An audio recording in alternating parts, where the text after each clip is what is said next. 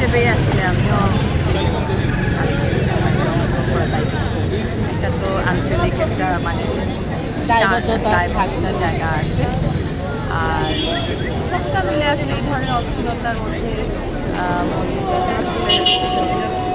থাকে না যে এক ধরনের মানে আমরা আমরা এই দেশে স্বাধীন নাগরিক হিসেবে আমরা খুব একটা সুন্দর দেশে চাই।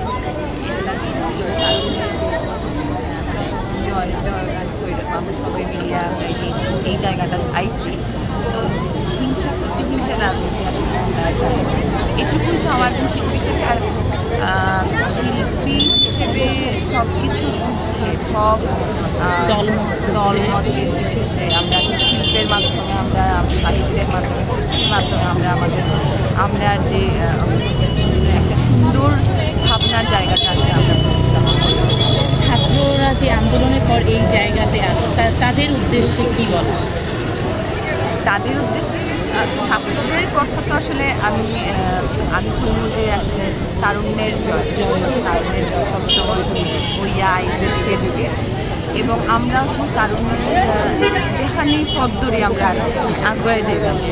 তো এই জায়গাটা আসলে আমরা এখন সুন্দর বাংলাদেশ মানে করতে হলে আমরা খবর রাখলে একজোট ঐক্যবদ্ধ নতুন শিল্পাঙ্গনের চর্চা বা কোনো সাজানের কোনো এখন যেহেতু সবটা নতুন করে শুরু আর এই জায়গা এটাই আসলে প্রত্যাশা থাকতে হবে শিল্পী হিসেবে আসলে সব ধরনের এই যে কলুষতা মুক্ত একটা সুন্দর সুন্দর মানে আলোর মধ্যে আমরা শিল্প মঙ্গলবারতে আমরা আর এই সাম্প্রদায়িক যে হামলার আমরা এই অর্জনের পর